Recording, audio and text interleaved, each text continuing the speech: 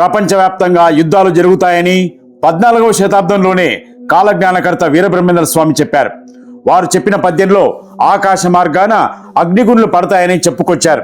నేటి కాలంలో మనం చూస్తున్న మిసైల్స్, బాంబు దాడులను ఆయన అప్పుడే ఊహించారు. దీనివల్ల నగరాలు బుగ్గిపాలవుతాయని, పల్లెలు నిర్మానుష్యమవుతాయని ఆయన తన కాలజ్ఞానంలో చెప్పుకొచ్చారు.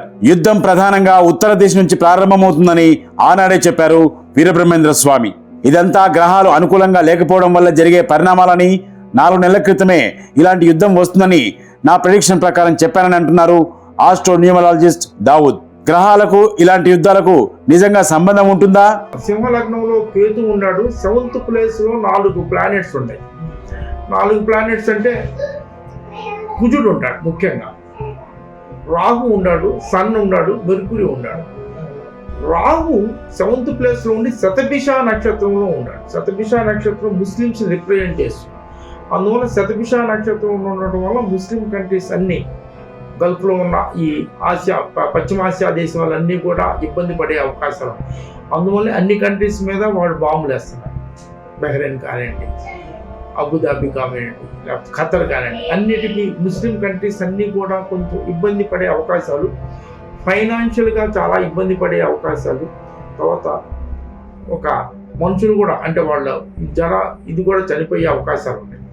ఇరాను బాగా విజృంభించి ఇజ్రాయెల్ మీద బాగా ఫైట్ చేసే అవకాశాలు ఎక్కువ. ఇజ్రాయెల్కి ఆయుధాలు షార్టేజ్ అయ్యే అవకాశాలు ఉన్నాయి. అమెరికా నుంచి సప్లై చేసినా కూడా కొంత వీళ్ళు షార్టేజ్ ఆఫ్ వెపన్స్ ఎదుర్కొనే అవకాశాలు ఉన్నాయి. ముఖ్యంగా ఇజ్రాయెల్లో ఉన్న నెతన్యాహుకి, అమెరికా ప్రెసిడెంట్ ట్రంప్కి కొంచెం పర్సనల్గా కొంచెం ఇబ్బంది పడటం, దేశంలో చాలా వ్యతిరేకత రావటం, ఒక్కొక్కసారి ప్రాణహాని కానీ జరిగే అవకాశాలు కూడా, ఆయన మీద అటెంప్ట్ జరిగే అవకాశాలు కూడా చాలా బాగా కనిపిస్తున్నాయి. భయంకరమైన మిస్సైల్ దాడులు, దిక్కులు పిక్కటిల్లేలా పేలుల శబ్దాలు, ఎటు చూసినా శవాల దిబ్బలు, కన్నీటి సముద్రాలు.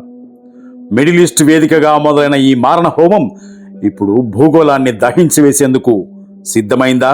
ఇరానీ అగ్రనేత ఖమేనీ మరణంతో రగిలిపోతున్న టెహ్రాన్ అగ్రరాజ్యం అమెరికాపై యుద్ధానికి సై అంటోంది.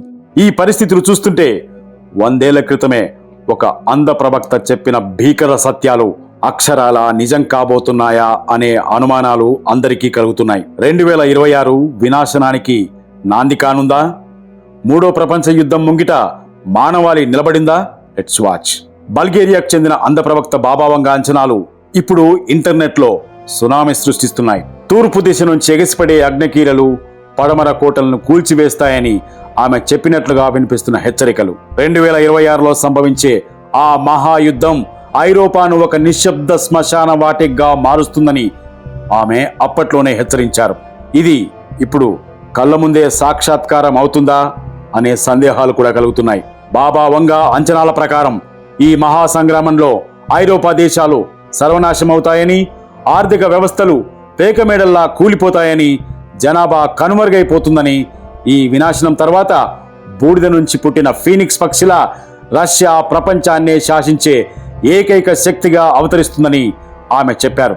ఇది అమెరికా వర్సెస్ రష్యాగా మారి ప్రపంచ ముఖ చిత్రాన్నే శాశ్వతంగా మార్చబోతుందా అనే అనుమానాలు కలిగించేంతగా ఉన్నాయి ఆమె మాటలు. ఈ ఏడాది ప్రపంచవ్యాప్తంగా యుద్ధ ప్రభావం ఉంటుందని, ముఖ్యంగా 2026 ప్రారంభంలోనే ఒక గ్రేట్ వార్ మొదలవుతుందని జోస్యం చెప్పారు. ప్రస్తుతం ఇరాన్, ఇజ్రాయెల్ మధ్య పరిణామాలు చూస్తే ఆమె చెప్పిన యుద్ధ సూచనలకు చాలా దగ్గరగా ఉన్నాయని భావిస్తున్నారు విశ్లేషకులు. 9/11 దాడులు, సునామీ, బ్రెగ్జిల్ వంటి ఘటనలను ముందే ఊహించిన బాబా వంగా ఆమె చెప్పిన ప్రతి మాటలో ఒక గూఢార్థం దాగి ఉంటుంది. అయితే మొన్న ఈ మధ్య ఇండియాలో కూడా ఒక పరమాక్ష అనే ఆస్ట్రాలజిస్ట్ ఇండియాలోనే మరో పెద్ద యుద్ధం రాబోతోంది, ముఖ్యంగా ఇండియా పాకిస్తాన్ మధ్య జరిగే అవకాశం ఉంది, నా ప్రెడిక్షన్స్ అన్నీ పర్ఫెక్ట్ అవుతాయి, మార్చి 21 తర్వాత యుద్ధం వస్తుంది, సరుకులు, సామాగ్రి, ఇతరత్ర మెడిసిన్స్ కూడా సిద్ధంగా పెట్టుకోండి అని హెచ్చరిస్తోంది.